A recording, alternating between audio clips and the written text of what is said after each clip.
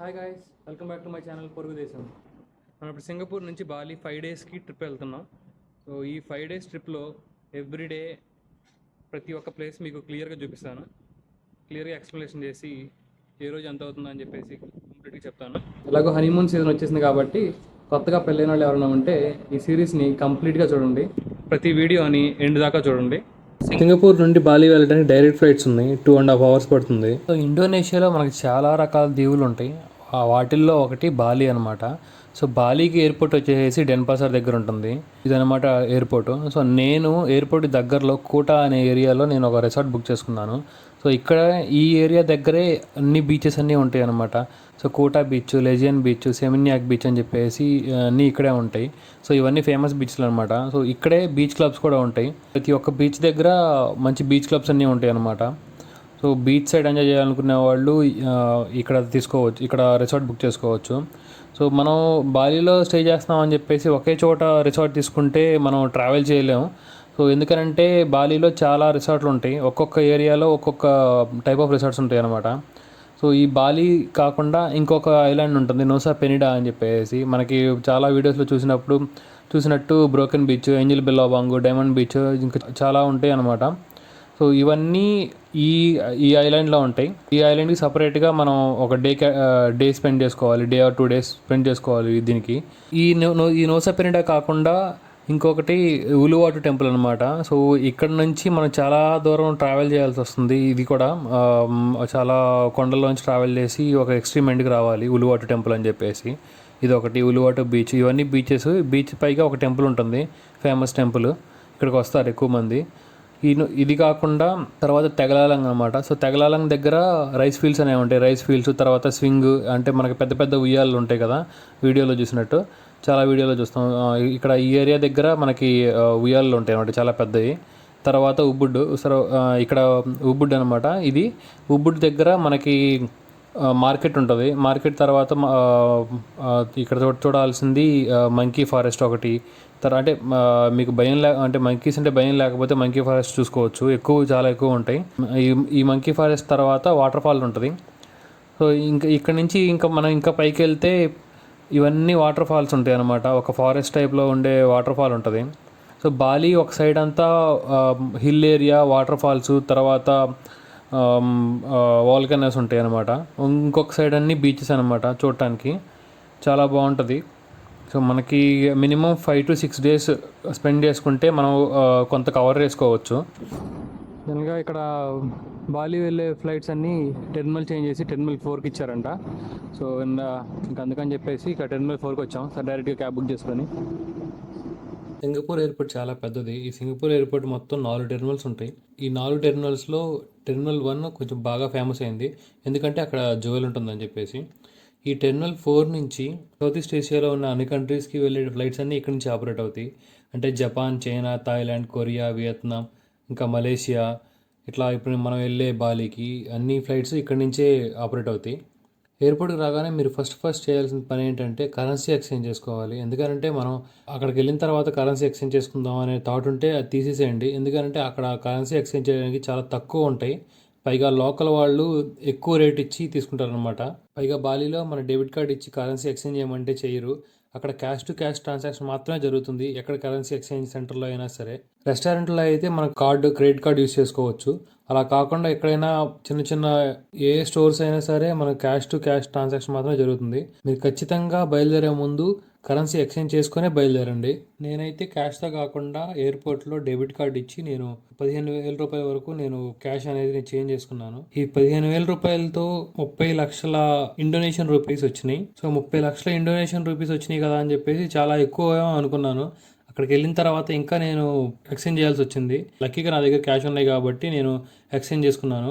అక్కడ నా debit card కూడా పనిచేయలేదు. అందుకని మీరు వీలైనంత వరకు క్యాష్ అనేది ఎక్స్చేంజ్ చేసుకునే బయలుదేరండి.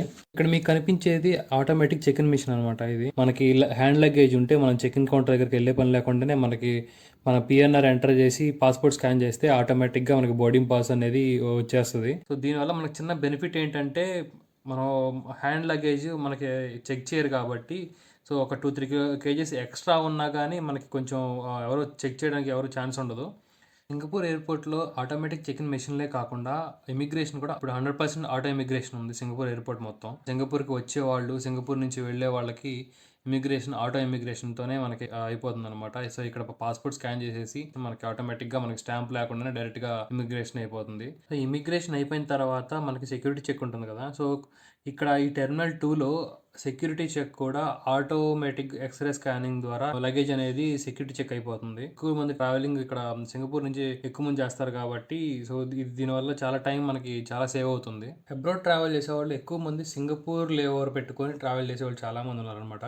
ఎందుకనంటే సింగపూర్ ఎయిర్పోర్ట్ అనేది చాలా ప్లెజెంట్గా ఉంటుంది. ఎందుకంటే ఎటువంటి నాయిస్ ఉండదు, అలా డిజైన్ చేశారు. వేరే చోట ఎక్కడైనా ఉన్నా కానీ ఎయిర్పోర్ట్లో సో మన బోర్డింగ్ అనౌన్స్మెంట్ అనేది మిస్ అవ్వము. సింగపూర్ నుండి బాలి చాలా మంది వెళ్తారు. సింగపూర్ నుండే కాదు, ప్రపంచం నలుమూలల నుండి బాలికి చాలా మంది వస్తారు. మన ఇండియన్స్ కూడా హనీమూన్ గెటవే లాగా చాలా పాపులర్ అయిపోయింది. మనం బాలీలో ల్యాండ్ అవ్వగానే ఇమిగ్రేషన్ కన్నా ముందు వీసా అండ్ అరైవల్ కౌంటర్కి వెళ్ళాలి. ఇండియన్స్కి వీసా ఎగ్జామ్షన్ లేదు. బాలి అనగానే టూరిస్ట్ ప్లేస్ కాబట్టి వీళ్ళకి ఇన్కమ్ అనేది ఖచ్చితంగా టూరిస్ట్ దగ్గర నుంచే రావాలి కాబట్టి ఇండోనేషియాకి వీసా ఎగ్జామ్షన్ లేదు. సో ఇక్కడ చాలా కంట్రీస్ ఉన్నాయి. ఆ అన్ని కంట్రీస్కి ఇక్కడ లిస్ట్ పెట్టాడనమాట, ఏ కంట్రీస్ వాళ్ళు వీసా కొనుక్కోవాలి అని చెప్పేసి చాలా లిస్ట్ ఉంది. సో వీళ్ళందరికీ ఆన్ అరైవల్ వీసా మనం కొనుక్కోవచ్చు అనమాట. ఇక్కడ దిగ్గానే చాలామంది ఉంటారు కౌంటర్ చూపించడానికి. సో కౌంటర్ దగ్గరికి వెళ్ళి మనం 5 lakhs ఇండోనేషియన్ రూపీ అనమాట ఒక్కొక్క వీసా. ఇండోనేషియన్ రూపీ ఇవ్వగానే మనకు ఒక స్లిప్ ఇస్తారు ఆ వీసా తీసుకొచ్చి. సో ఆ వీసా తీసుకొని మనం ఇమిగ్రేషన్కి వెళ్ళిపోవాలి. ఇమిగ్రేషన్ అయిపోయి ముందుకు వచ్చిన తర్వాత మనం కస్టమ్ డిక్లరేషన్ ఫిల్ చేయాలి. సో ఈ వెబ్సైట్ ఓపెన్ చేసి మనం మన డీటెయిల్స్ అన్నీ ఫిల్ చేయాలి. సో మన పాస్పోర్ట్ డీటెయిల్స్, తర్వాత మనం బాలీలో ఎక్కడ ఉంటున్నాము, తర్వాత అన్ని డీటెయిల్స్ అన్నీ మనం ఫిల్ చేయాలన్నమాట. మనకి ఇన్ కేస్ ఎక్కడ ఇంటర్నెట్ యాక్సెస్ లేకపోతే అక్కడ ఎదురుగా సిస్టమ్స్ కూడా ఉన్నాయి. సో దాంట్లో చేయొచ్చు, లేదు అక్కడ ఫ్రీ హాట్స్పాట్ కూడా ఉంది. సో అది కనెక్ట్ చేసుకొని మనం కస్టమ్ డిక్లరేషన్ ఫిల్ చేయాలి. ఇది మ్యాండేటరీగా ఫిల్ చేయాలి. సో ఫిల్ చేసిన తర్వాత మనకు క్యూఆర్ కోడ్ వస్తుంది. సో క్యూఆర్ కోడ్ వచ్చిన తర్వాత మనం ఇంకా ఎయిర్పోర్ట్ నుంచి బయటికి వెళ్ళేటప్పుడు సెక్యూరిటీ చెక్ దగ్గర మనం క్యూఆర్ కోడ్ స్కాన్ చేసిన తర్వాత మనం బయటికి వెళ్తాం. సో ఇది మ్యాండేటరీగా ఉంటుంది. ఇతను పోర్టర్ అనమాట ఇక్కడ. సో మనకి పోర్టర్ అంటే చాలా మంది టూరిస్టులు వస్తారు కాబట్టి బాలి ఎయిర్పోర్ట్ వాళ్ళు పోర్టర్స్ని పెట్టారు. సో మనకి ఏమన్నా డౌట్స్ ఉన్నా వాళ్ళే వచ్చి మనకి హెల్ప్ చేస్తారనమాట. మనకి మనీ ఎక్స్చేంజ్ దగ్గర నుంచి, మనకి కస్టమ్ డిక్లరేషన్ దగ్గర నుంచి మనం ఎయిర్పోర్ట్ బయటికి వెళ్ళేదాకా వాళ్ళు హెల్ప్ చేస్తారు. చాలా పొలైట్గా ఉంటారు వీళ్ళందరూ. అక్కడి నుంచి అయితే బయలుదేరుతారు. ఆ ఎయిర్పోర్ట్లో మనీ చేంజ్ చేసుకోలేకపోతే మీరు బయటకు వచ్చినా మనీ చేంజ్ చేసుకోవచ్చు. సో ఇక్కడ 0 కమిషన్స్తో కొంచెం మనీ ఎక్స్చేంజ్ ఉన్నాయి. మీరు ఎప్పుడైతే ఎయిర్పోర్ట్ నుంచి బయటకు వచ్చారో ఇక్కడ క్యాబ్ డ్రైవర్స్, ట్యాక్సీ డ్రైవర్స్ ఇక్కడ వెయిట్ చేస్తూ ఉంటారు అనమాట, మనల్ని పిలుస్తూ ఉంటారు. సో మీరు క్యాబ్ బుక్ చేసుకుంటే క్యాబ్ తీసుకొని వెళ్ళిపోవచ్చు, లేదంటే ట్యాక్సీ డ్రైవర్లు వచ్చేసి ట్యాక్సీ డ్రైవర్లతో మాట్లాడుకొని మీరు వెళ్ళొచ్చు. సో ఇక్కడ ఏంటంటే వాళ్ళు అంతా చాలా పొలైట్గా ఉంటారు, ఎందుకంటే వాళ్ళు వాళ్ళ కంట్రీని రిప్రజెంట్ చేస్తున్నారు కాబట్టి పొలైట్గానే ఉంటారు అందరూ. మనకి ఓలా, ఊబర్ ఎలాగో ఇక్కడ గోజెక్, గ్రాబ్ 2 యాప్స్ ఉంటాయి అనమాట. సో వాటిని వాడుకోవచ్చు. నాకు పోర్టర్ అరేంజ్ చేసిన గ్రాబ్ డ్రైవర్తో నా హోటల్ అడ్రస్ చెప్పాను. సో ఆ అడ్రస్ చెప్పిన తర్వాత తను గూగుల్లో చూసుకొని మేము స్టార్ట్ అయ్యాము. నేను సిమ్ కార్డ్ ఇక్కడ ఎయిర్పోర్ట్లో తీసుకోలేదు, ఎందుకంటే నాకు పోర్టర్ బయట తీసుకోమని సజెస్ట్ చేశాడు, ఎందుకంటే కొంచెం తక్కువ రేట్ ఉంటుంది అని చెప్పేసి. సో తక్కువ రేటు, కొంచెం ప్లాన్ కూడా కొంచెం డేటా ఎక్కువ ఉండే ప్లాన్ బయట దొరుకుతాయి అని చెప్పేసి చెప్పాడు. అందుకని చెప్పేసి నేను నా డ్రైవర్ని అడిగాను, నేను దారిలో సెల్ ఫోన్ షాప్ దగ్గర ఆపమని చెప్పేసి. సో నన్ను ఇక్కడ సిమ్ కార్డ్ షాప్ దగ్గర ఆపాడు. సో ఇక్కడ మన దగ్గర ఎయిర్టెల్ ఎలాగో ఇక్కడ టెలికామ్ సెల్ అని చెప్పేసి ఇక్కడ ఒక సిమ్ కార్డ్ ఉందన్నమాట. సో ఈ సిమ్ కార్డ్ వచ్చేసి నాకు మనం ఏ ఫోన్లో అయితే ఏ సిమ్ స్లాట్లో అయితే వేస్తామో ఆ సిమ్ స్లాట్లోనే పనిచేస్తుంది. ఇంక మనం ఆ సిమ్ స్లాట్లో నుంచి తీసి వేరే స్లాట్లో వేస్తే పనిచేయదు. ఇక్కడ అలా కాన్ఫిగర్ చేస్తారు. సిమ్ వచ్చేసి 3 lakhs అనమాట. సో 3 lakhs అంటే 1500 మన దగ్గర, మన ఇండియన్ రూపీస్లో. ప్లాన్లో 23 GB వస్తుంది. స్పీడ్ కూడా చాలా బాగుంది ఈ సిమ్లో. ఓవరాల్ బాలి అంతా ఈ నెట్వర్క్ బాగా పనిచేసింది ఇది. నేను హోటల్ రీచ్ అయ్యేసరికి ఆల్మోస్ట్ 12 అయింది. సో 12 అయిన తర్వాత కొంచెం రిసెప్షనిస్ట్ని కోసం వెయిట్ చేశాను ఇక్కడ నేను బుక్ చేసుకున్న హోటల్లో. చెక్ ఇన్ అయ్యేటప్పుడు $50 వాల్యూ మనీని అక్కడ వాళ్ళకి డిపాజిట్ చేయాలి. సో డిపాజిట్ చేసి మనం చెక్ ఇన్ ఫార్మాలిటీస్ అన్ని డీటెయిల్స్ అన్ని ఫిల్ చేసిన తర్వాత, పాస్పోర్ట్ డీటెయిల్స్, తర్వాత మనం ఎక్కడి నుంచి వస్తున్నాం అనే డీటెయిల్స్ అన్ని ఫిల్ చేసిన తర్వాత ఈ కీస్ ఇస్తారు. రూమ్కి వచ్చిన తర్వాత ఇది రిసార్ట్ చాలా బాగుంది. నార్మల్ హోటల్ కాకుండా ఇక్కడ రిసార్ట్స్ ఎక్కువ ఉన్నాయి, చాలా హోటల్స్ ఉన్నాయి ఇక్కడ కూడా. వీసా అరైవల్ వచ్చేసి 1 million అంటే 5,000. సో ఆ 5,000 అది కూడా 1 month వ్యాలిడిటీ. నేను ఇంకా 3 months వ్యాలిడిటీ ఉంటే బాగుండేది. ఈ రోజు నైట్ రెస్ట్ తీసుకొని రేపు మార్నింగ్ హోటల్ కూడా కొంచెం ఒక లుక్ వేసి రేపు మార్నింగ్ నెక్స్ట్ ప్లేస్కి వెళ్దాం. చూస్తూనే ఉండండి నెక్స్ట్ వీడియో కోసం. ఈ లోపు సబ్స్క్రైబ్ చేసుకోండి.